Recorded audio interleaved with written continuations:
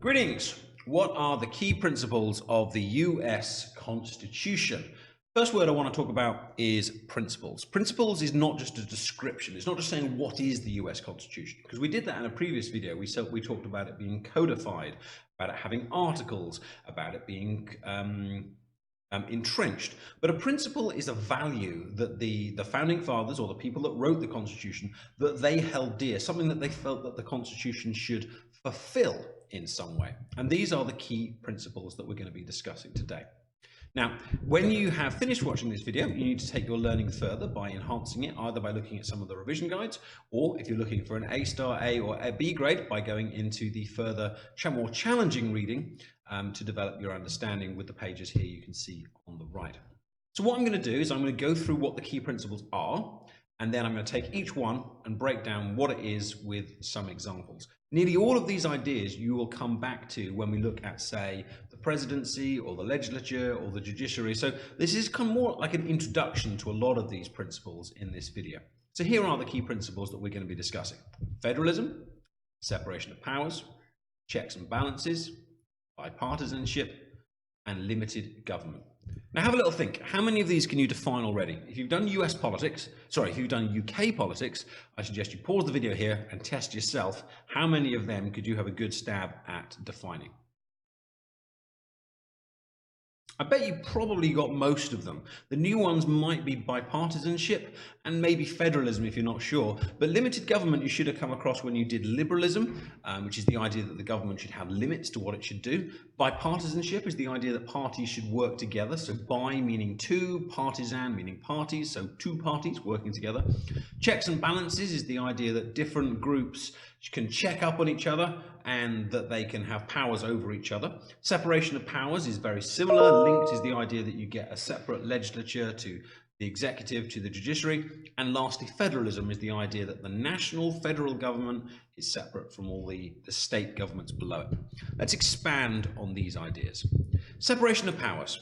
Now, in UK politics, we often talk about having a separation of powers, but in reality, it's far more of a fusion because our executive is in our legislature. Whenever you see a member of our executive, someone like Boris Johnson, someone like Theresa May, if you go back a couple of months, they always have MP written after them. All of our ministers have MP written after them. So Sajid Javid is the Chancellor of the Exchequer, but he's also an MP. That means he's in the executive and he's in the legislative as well. We do not have a good separation of powers, but America has made it a key principle that they must have a very clear separation of these different branches of government. And the main reason for that was fear of tyranny. They had left Europe, they had left the UK, where they felt that they were being oppressed by a monarchy and an overly powerful parliament and places like that, and they wanted out. They no longer wanted to be controlled by what they saw as a dictatorship, or in their word, a tyranny, or a tyrant, which is where the root of the word comes from there. So the idea is that no one has too much power. Not one branch, and especially not one person. The idea is that the government should be independent from one another, but they should be interdependent on one another. So both. So the legislature and the executive are separate in terms of individuals, in terms of people, but they also interlock as well. I've got a quote from you here from Montesquieu, who is one of the gentlemen who I was reading about earlier. Sorry if I pronounced that wrong.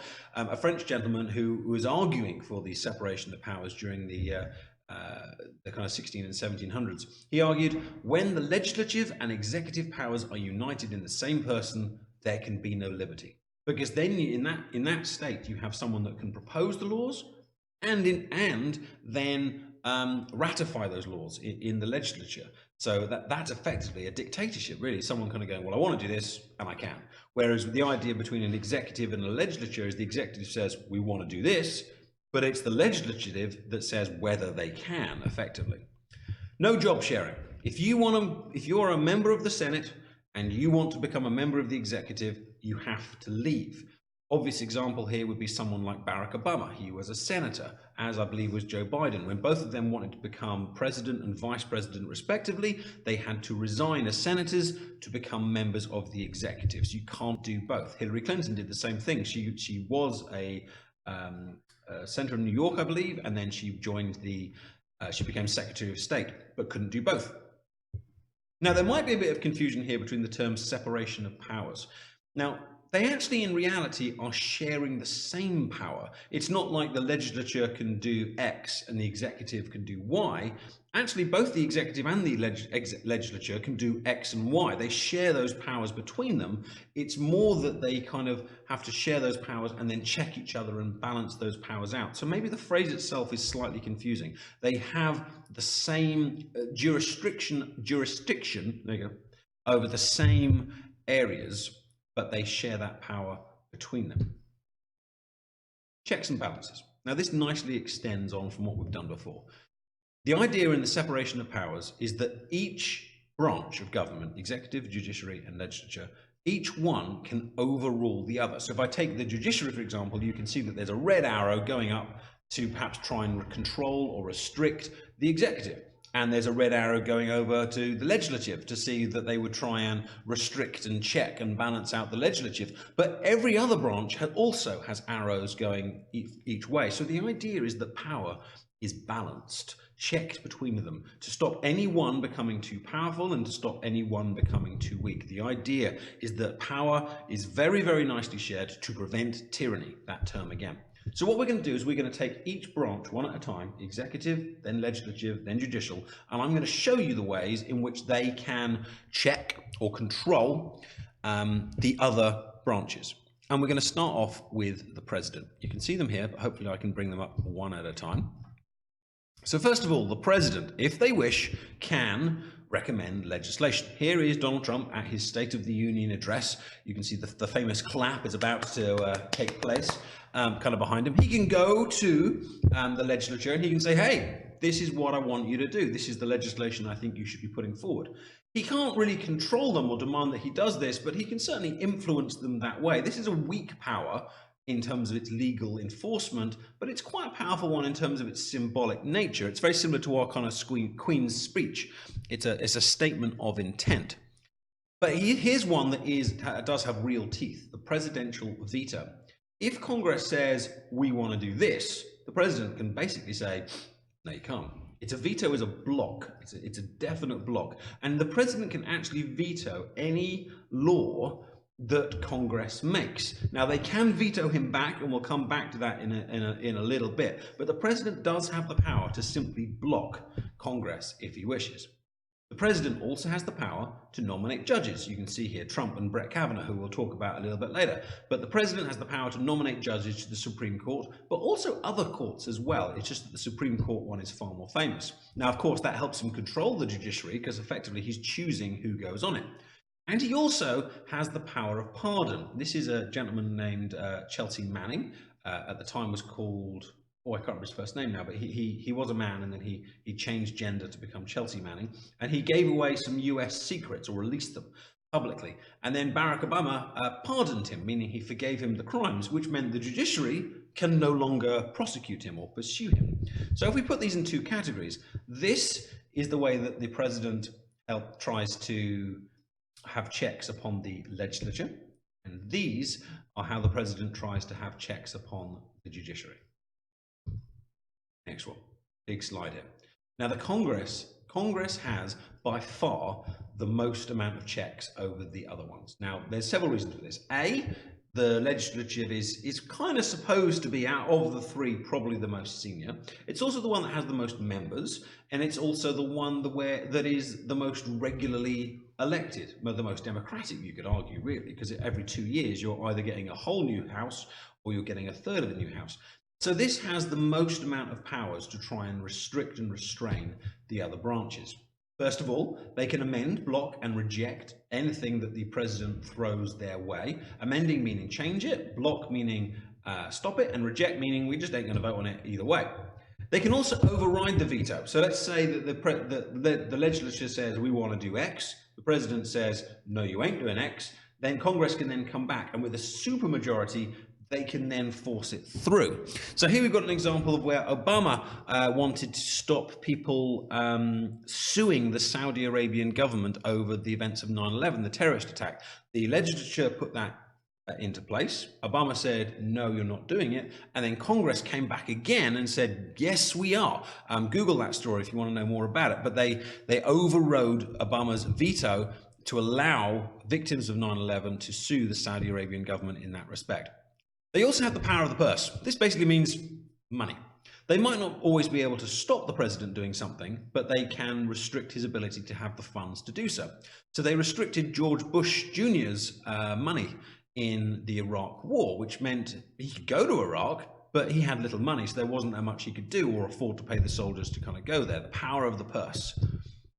They also technically have the power to declare war, but they haven't used this since 1941 or 1942, one of the two, which obviously would be World War II. But they do still often vote on whether the president can or cannot go to war. It's become a bit of a grey area, but technically they have the power to declare war, which could stop or start a president from doing so. They also have to ratify treaties. Treaties when you make a deal with another country, and then once the president believes he's made that deal, he brings it back to Congress, and they, by two-thirds majority, have to either approve or disapprove it. And there was one they shut down quite recently, which was the Convention on the Rights of People with Disabilities. They didn't quite get two-thirds. They got over 50% to get it through, but they didn't get two-thirds, which meant effectively Congress blocked the president's treaty. They confirm the appointments. So let's say I'm the president and I want to make this person a judge. I say, right, I want to make you a judge, but then Congress ultimately gets the final yes-no vote on it. This goes for members of the executive, as in the cabinet, and it also goes for judicial nominations. The man there, his name, which I have momentarily forgotten, was one of Obama's judge's nominations. Merrick Garland, that's Merrick Garland. Obama said, I want Merrick Garland to be the next member of the Supreme Court. The Senate said, we're not going to vote on that yet. They basically blocked him because they wanted to get a new president in to get a different Supreme Court judge. So that's a power to check the president's power. They also have the power to investigate the president. The current Democrats, who you can see there, are currently investigating Donald Trump, possibly with a view to either charging him with something or seeing whether he should be removed, which of course leaves us to the final and perhaps most famous power, which is the power to impeach. Congress can ultimately remove a sitting president if they believe they have or can prove that they have broken the law. Now, it's never actually gone all the way through. They impeached Richard Nixon, and at the point Nixon kind of saw which way this was going, he resigned, so they never completed the process. They also then tried it with Bill Clinton, and it got through one house, but it didn't get through the other. So it's never gone all the way, but the power is still there, which, when you think about it, is kind of like the ultimate nuclear button, really. They can remove the president if they really want to, and they have the majority to do so.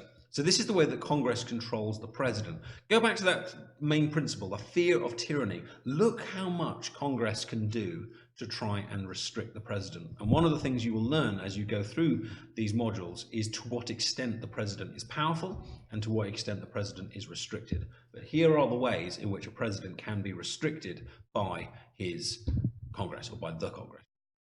Congress can also have a big impact on the courts themselves. Let's see if I can get these coming up one at a time. First of all, they can impeach judges. Far rarer to be kind of talked about, but unlike the presidential one where it's never actually happened, it has happened with various judges. So here was a judge, Thomas Porteous, I think was his name, and he was removed for corruption just a few years ago. They've never done it with the Supreme Court, but they have done it with the lower members of the judiciary. They can also propose constitutional amendments. So let's say the judiciary says, well, we think the constitutional says this. Ultimately, the Congress can come back and say, well, we're just going to change the Constitution there. There's an example here. The judiciary made a ruling that said that prayer in schools was wrong or something like that. Separation of church and state. They didn't allow there to be praying in schools or something. I need to look up this story more because it sounds like a good one. And then it was then proposed by Congress that they were going to then change the Constitution to allow prayer to take place in schools. It didn't get through. Same with the flag burning one that I talked about in a previous video. Constitutional amendments don't always pass and get through. But the fact is that Congress does have that power to ultimately change the Constitution, and then judges have to follow it. And so your example here is this idea of prayer in schools. They can also, of course, block nominations. Remember this guy, Brett Kavanaugh? The meeting there that we're looking at is the famous case where he had to go and he was accused of sexual assault and members of Congress were interviewing him and they were trying to decide if he was a suitable candidate, etc., etc. They could, if they wished, have blocked his nomination and stopped him from becoming a Supreme Court judge. As it happened, they didn't. They let him through. But it's still a way that A, they can block the president, but B, they can actually have an influence on who goes onto the courts as well. Lastly, how can the court itself actually check both the president and check the courts? Two ways. Basically, they can declare them unconstitutional. The role of the judiciary, especially the Supreme Court, is to look at the Constitution or to look at the other laws and decide when they're being followed and when they're not. So they could declare a presidential action unconstitutional, such as they did with Trump's Muslim ban. Trump tried to prevent people from certain countries and certain religions from coming into the US for a period of time. And a judge, not the Supreme Court judge, but a federal judge, ruled that unconstitutional. You can also declare general laws unconstitutional, saying they don't fit with the Constitution. The one we're talking about here from this picture is something called the DOMA, the Defense of Marriage Act. This was they were arguing whether gay people should have the same rights when it comes to marriage as heterosexual couples. And the Congress tried to put various laws in place restricting it, and then the Supreme Court then blocked it and knocked it down and declared it unconstitutional. So they can only do it in certain areas if the Constitution kind of lines up with the particular law or the particular action. So it's a restricted power, but it can be very, very powerful when used in certain areas, because it's very hard to get around the Supreme Court unless you are able to change the Constitution. And from the previous video on amendments, you know how difficult that actually can be. The next principle of the Constitution is the idea of bipartisanship. Now, when the Founding Fathers wrote the Constitution, they had this idea that they weren't even going to have political parties. The idea is that you'd have a representative democracy full of different people making different decisions, and they'd work together, and it'd be about compromise, and it would all be wonderful. But then the party system kind of appeared. People divided into these groups. But even so, there was this idea that parties should be able to work together. They should be able to cooperation. The system of the Constitution and the American system is based on the idea, unlike the British system, of being complete loggerheads, always opposing each other. They are supposed to be able to work together, especially as you often get in American politics a president from one party and a Congress from another. So think about it. Unless they are able to work together, you would never get anything done. You would never get anything done. So it's got to happen. When you have this divided government, they've got to be able to kind of work together and scrutinize one another. And in fact, did you know that in America, you actually have divided government more often than you have united government? So a divided government is a president from one party and a Congress that's being controlled by the other. Some people argue that if you actually have both branches of government from the same party, that you lose scrutiny. And the example we're going to use here is of Vietnam. Vietnam War happened when the Democrats were in charge of both the presidency and the House. And so this controversial war that ended up pretty much being a complete failure wasn't really scrutinized because both of them was for the same party, and it went through. Whereas if they had been like this, you would have had a lot more debate, a lot more discussion, a lot more scrutiny, a lot more investigations, and maybe would not have made the same mistake. Now, if you have a good look at page 35 of your textbook, you can see a load of additional examples here of where scrutiny and cooperation have kind of appeared or could be useful, and have an opinion on it as well, like whether you think it's good to have this divided government thing or it's a flaw in the American system. You really can argue it both ways, because when it goes horribly wrong, you can get gridlock. Now, the meeting that you can see there, you've got Nancy Pelosi on one side, you've got Chuck Schumer on the other side, Donald Trump and Mike Pence sitting in the back. This was a meeting they had, I think, in January, where they just had a row in public, and it was really awkward, and it was really like, oh, wow. And this led to the shutdown of the US government. They refused to fund the government kind of institutions for, I think it was like 30 days in the end. It was long, because they couldn't get it through. They couldn't compromise. They didn't have bipartisanship. So it's a principle of the Constitution, but of course it only works when it works. And when it doesn't work, you get what we're going to call gridlock, or what you might become seen in the news as a government shutdown. Our next principle is the idea of limited government. This is the idea that the powers of the government have express limits written on them. I've got a quote here from one of the founding fathers, James Madison, that says that the Constitution should enable the government to control the governed and oblige it to control itself. There's a fear of tyranny. They don't want a dictatorship. They don't want an overly powerful government or overlord who is telling them exactly what they need to do. The government should only have powers in areas that it needs to have powers. And in every other area, it should be hands-off and either let people have freedom or let the states themselves make decisions as they want. And that's why I brought in this slide, which is what I had in the previous video, to say that the Constitution specifies these are your powers, federal government. Go no further. You have enumerated powers, specifically given ones, implied powers, the ones which, well, you need to do this, so you're going to be able to have to do this. You've got the elastic clause, which gives a bit of a freedom, but then you've got this reserved powers. Remember, Amendment 10 to the Bill of Rights. If it isn't explicitly said in the Constitution that it's a federal power, then it belongs to the states. Or maybe even further, it belongs to no one. It's people's own choices. Americans often talk about liberty, freedom, and they don't just say it as a glib phrase. It is a key principle of their constitution, this idea of limited government. Stay out of my business. These are my choices. These are my decisions. These are my lives. So these are the key principles of the US Constitution, which you should now understand in a bit more detail. Federalism, separation of powers, checks and balances, bipartisanship, and limited government.